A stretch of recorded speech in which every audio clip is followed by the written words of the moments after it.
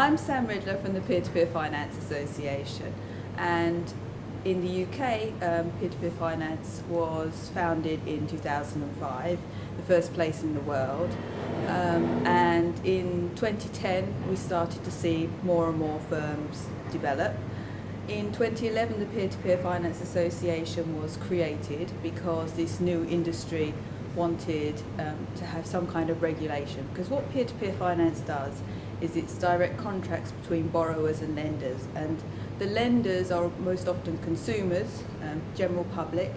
Peer-to-peer lending offers another opportunity for people to invest and save money other than banks and other than stocks and shares. So they wanted a way to make sure that the sector was doing fair business for those consumers.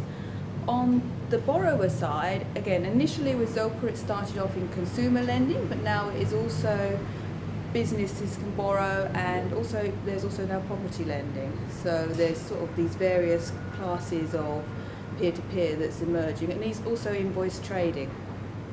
So we have all these different variants. In the UK, last year we did over 1 billion. It's a very rapidly growing industry in the UK. We're now regulated and we have a framework. So in the UK, the peer-to-peer lending is very well established and growing. Across Europe, though, the situation is a bit different. There is peer-to-peer lending in Finland, in Poland, in various countries, but in those countries, it's mostly where there is a lack of regulation, or in some countries, peer-to-peer lending is treated like banks, in which case it's very hard for companies to become established because they need a banking license or they need to be part of a bank. In other countries, it's maybe treated as a payment service, and that can be quite complicated to get those regulations in line with what the business activity is. And in some other places, there's just no regulation at all. So it's difficult for a company to know what it should do to be eligible in those firms. Another issue that's not so much about regulation that impacts peer-to-peer lending is platforms work by finding creditworthy borrowers, and to be able to find creditworthy borrowers, i.e. businesses that can be able to pay back those loans, there needs to be data about those businesses. So peer-to-peer lending is not really for startups, it's more for SMEs and growing businesses. There needs to be a credit track record, but also therefore within a country there needs to be data and information available that platforms can find that can verify that those companies are able to pay back money and they have a good credit track record. So that's one issue that impacts where peer-to-peer lenders can borrow money to.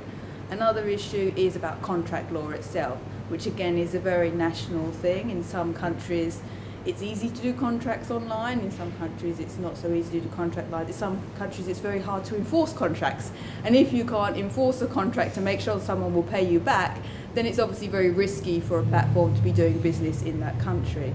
So these various things have meant that peer-to-peer lending, when it is in a country, it is very large, because in most countries at the moment in Europe, bank lending has moved back, and so businesses are struggling to find finance, and peer-to-peer is not only an alternative. I mean, peer-to-peer loans can be anything from, in the case of consumer loans, only say 5,000, 10,000 euros, but in the case of business lending, we're seeing up to 1, 2, 3 million in the case of property. So it can be it's got quite a large scale in the UK, and we expect to see this as it goes across Europe. But as at the moment, UK is ahead, and most other countries it's gradually getting there, but it depends very much on that European country environment.